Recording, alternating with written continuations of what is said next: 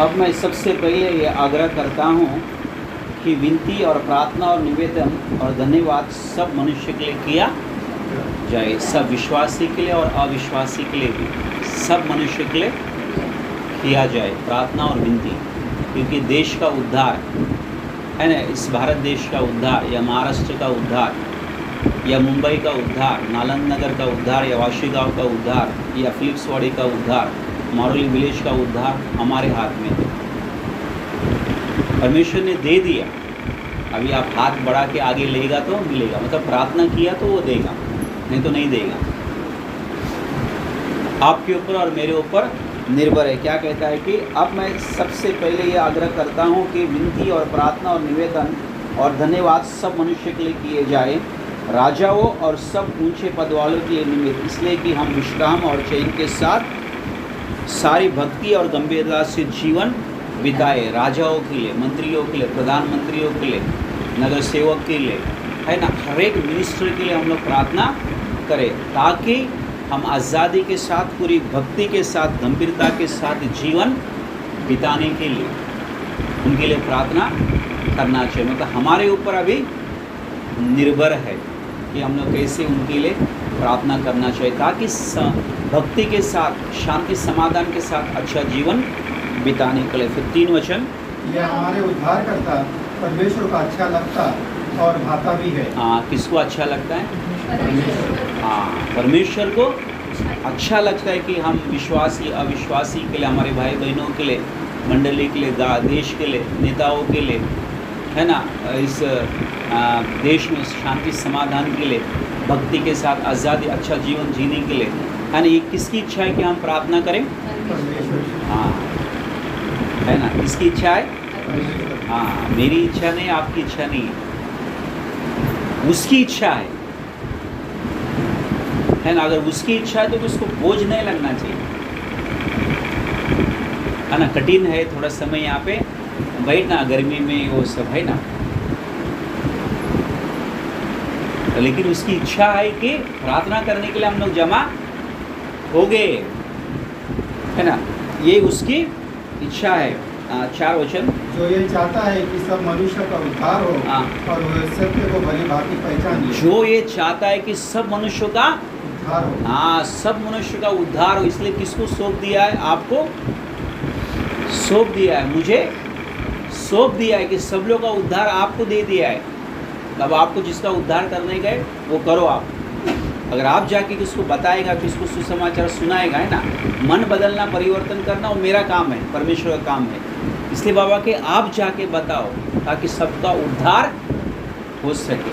आगे 5 वचन, क्योंकि परमेश्वर एक ही है और परमेश्वर और मनुष्य के बीच में भी एक ही बिचवाई है। परमेश्वर एक ही है, परमेश्वर मनुष्य के बीच में एक ही बिचवाई, परमेश्वर और हमारे बीच में यीशु मसीह एक ही व्यक्ति है, एक ही परमेश्वर है। हाँ, अर्थात मसीह यीशु जो मनुष्य है। हाँ, अर्थात मसीह यीशु जो मनुष्य है। हाँ, जिसने अपने आप को सबके छुटकारे के दाम में दे दिया और उसकी गवाही ठीक समय पर दी गई। हाँ, जिसने अपने आप को छुटकारे के दाम में दे दिया और उसकी गवाही ठीक समय पर दे दी है ना, हमारा छुटकारे के लिए, जैसे मैंने कहा है ना, हमारा प्राण का छुटकारे के लिए, आत्मा का छुटकारे के लिए, शरीर को पाप से छुटकारे के लिए, हर छुटकारा, आज़ादी दिया उसने, पाप से, शराब से, बंधन से, सब कुछ तोड़ दिया,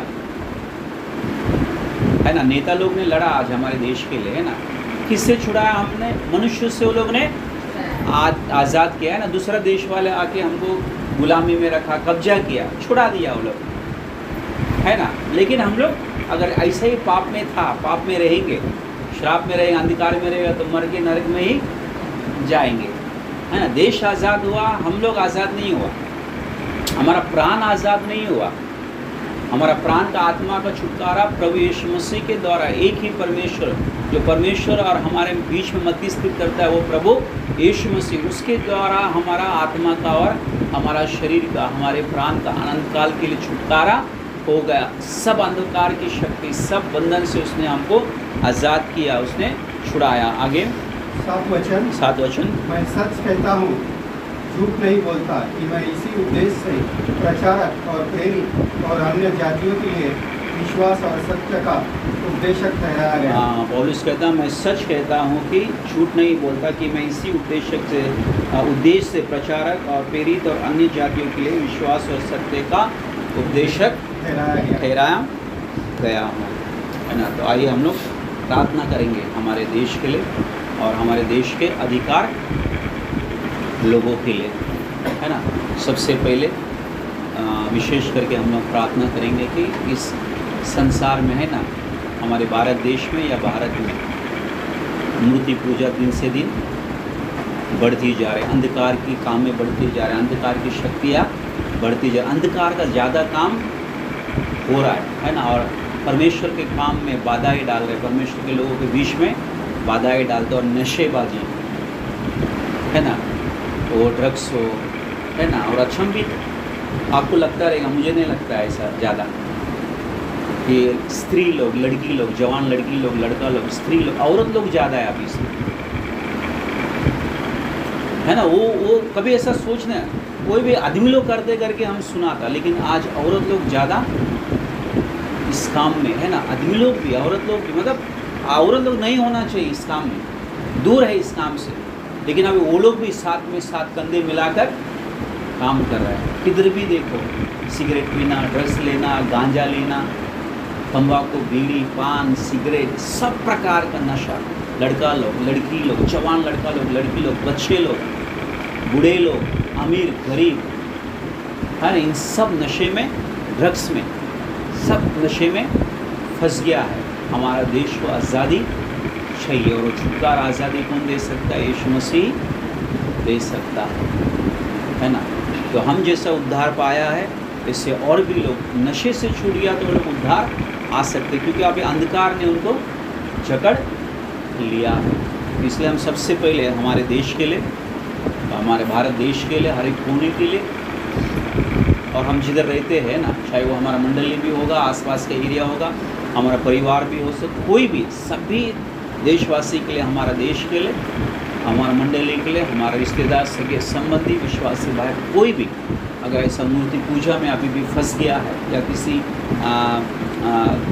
आदत में, बुरी आदत में फंस गया है, तो उसके लिए हम लोग प्रार्थना करेंगे। और सब लोग, हम लोग आमीन बोला तो हम सब ने प्रार्थना किया है। तो पहले भाई